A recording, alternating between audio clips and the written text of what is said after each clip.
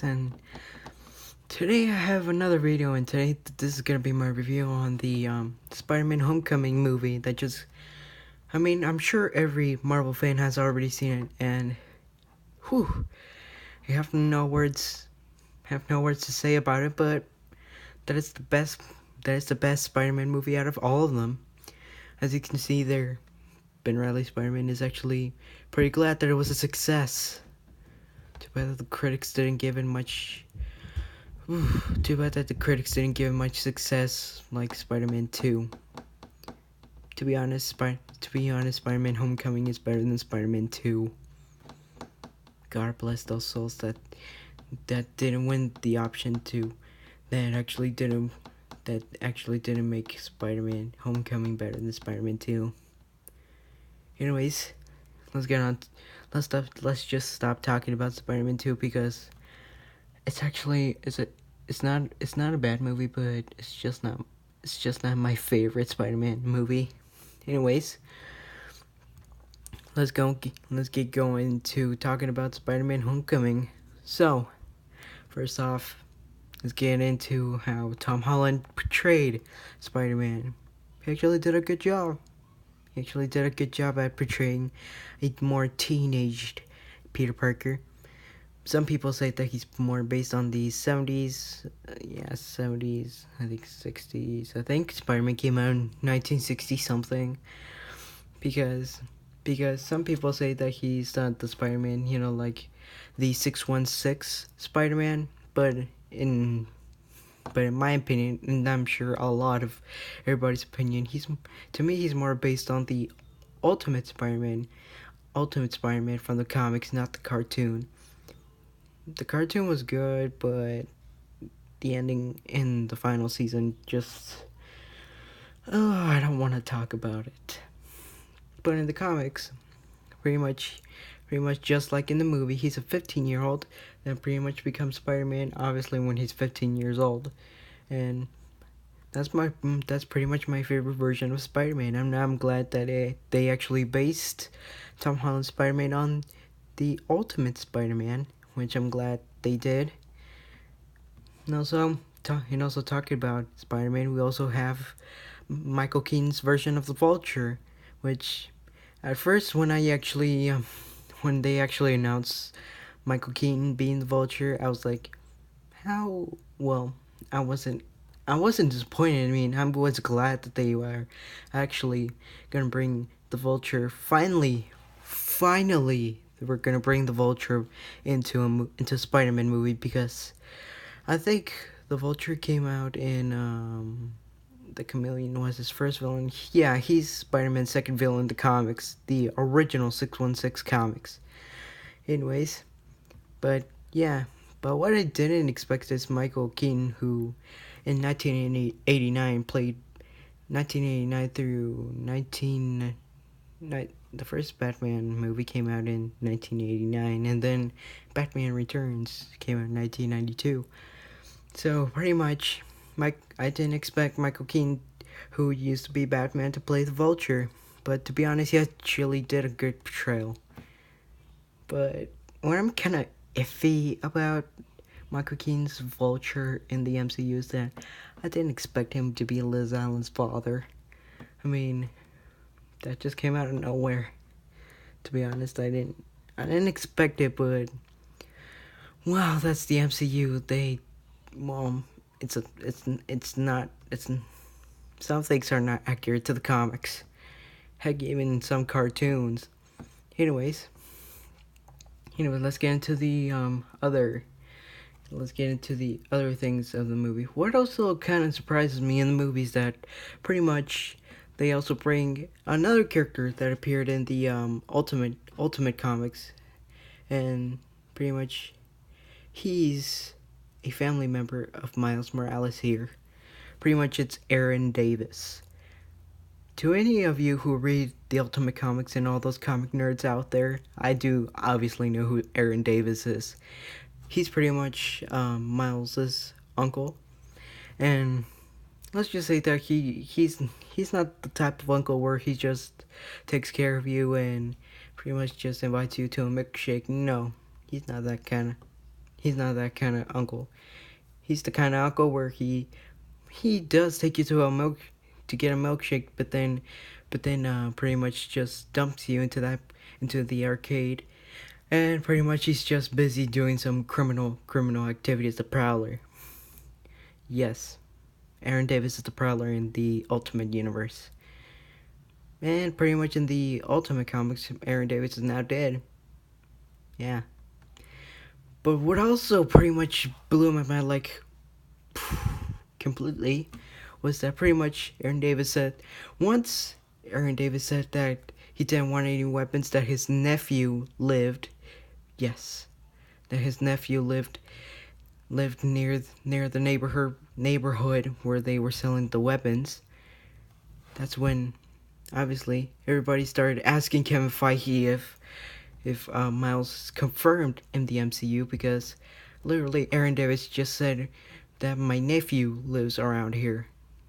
Yes, he said nephew in the movie. And pretty much Kevin Feige just answered it in a simple but very mind-blowing yes. Mind blown. So anyways, let's get into more about the movie. Movie is pretty much very entertaining. My goodness, my language. Anyways, the movie is pretty entertaining. It's pretty much the best movie that has Spider-Man in it, and pretty much, it's not the best MCU movie, because in my top, I don't know how many MCU movies, but top Marvel Cinematic Universe movies, Spider-Man: Homecoming is at number 2.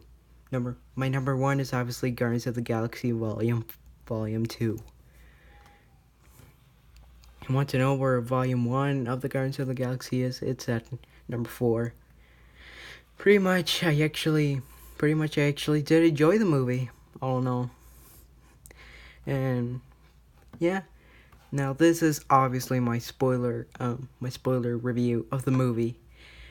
There's not gonna be a non-spoiler review of this, because I don't have much time today, because today's movie night and I just have to spend time with my family, and pretty much it's almost Thanksgiving season, which I'm very excited about, because you don't know how much work you don't know how much homework and all that stuff at school that I have to do.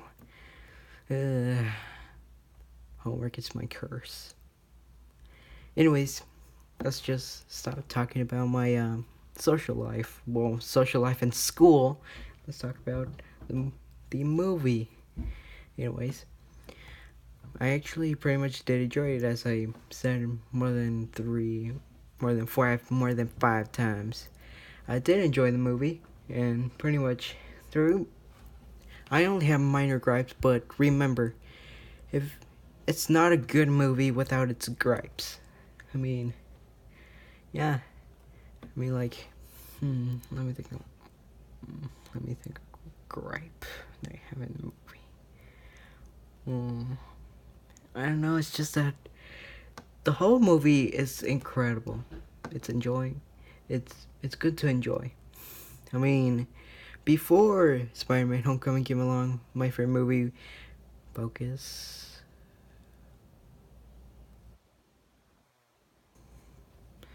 Before the Spider-Man: Homecoming movie came along, my favorite movie was the Spider-Man 2, which came out 3 years ago, and that movie has been underrated for many years, for the last 3 years. I don't know why. Is it because of Electro? Because, to be honest, the special effects on Electro were pretty surprising in my opinion.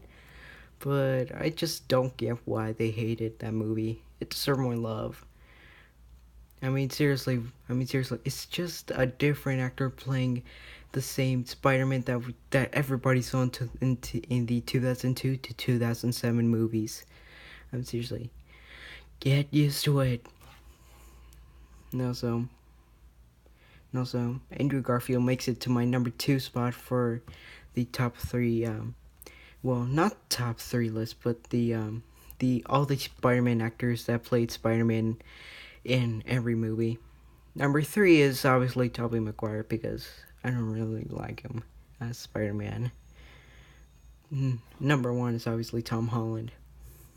Anyways, obviously I pretty much enjoy the movie, and it's just that it's so good. And also, one minor gripe before I actually saw the movie is that once Tony took the suit away, once I saw it in one of the trailers, I think trailer 2, trailer 2, where Tony takes where Tony just says, if you're I'm gonna have to take the suit, and then Peter's like, but I'm nothing without this suit, and then Tony just says, if you're nothing without the suit, then you shouldn't have it.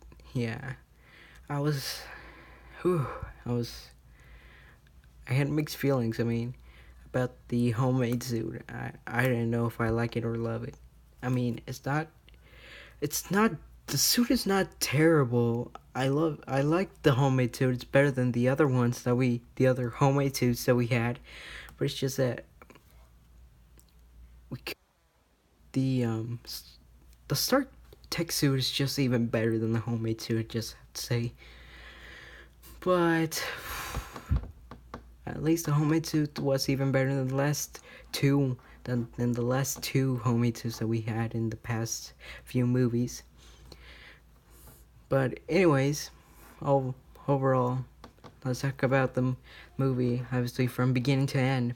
So, pretty much the movie starts as any other movie, like, well, not every, well, some movies have started with a flashback. It starts with, obviously, Adrian Toomes, obviously collecting, well, not collecting, but taking away the alien technology that, after the Battle of New York, which was the Chitauri invasion, they decided to collect all the alien garbage. So, pretty much they took everything, but I mean, like, they decided to take everything. But at the end of the day, they were fired, and pretty much Adrian Toomes almost lost his mind just hitting the one of the one of the replacements for their group, because pretty much he was actually offending Adrian Toomes. But after that violent scene, pretty much Tinkerer just decides, after they only have one set of, after they see that they only own one set of alien technology, Vulture just decides, thanks to Tinkerer, because he just says, oh good, if we actually kept this alien technology, we would have done cool stuff. And after hearing that, Adrian just says, you know what, let's keep it. The world's changing, boys. Time would change too. And then we get a montage about Vulture's origin and all that stuff. And then we cut to the title, which obviously plays the classic Spider-Man theme, which pretty much everybody knows, you know. Spider-Man does whatever a spider can. And pretty much it starts with Peter Parker just filming a video while going to Berlin, Germany, I believe. Yeah, Berlin. And pretty much we get a funny scene where pretty much Happy just sees Peter in his homemade suit, and she just says, what the heck are you wearing? And Peter's like, what are you saying, this is my suit? And pretty much that's when he gets the suitcase and pretty much gets his Stark Tech suit. And then pretty much we cut to the Civil War battle in the airport, where I'm sure nobody noticed. My apologies. Where pretty much Spider-Man just records everything in the background, where Tony and Cap were pretty much discussing their differences about the about either joining the government or just putting the Avengers thing into their own hands. And pretty much that's when, after obviously Tony says Uncle Ruse, and pretty much everything comes back, and then he just keeps on going, yada yada yada, about battle at the airport. And finally we get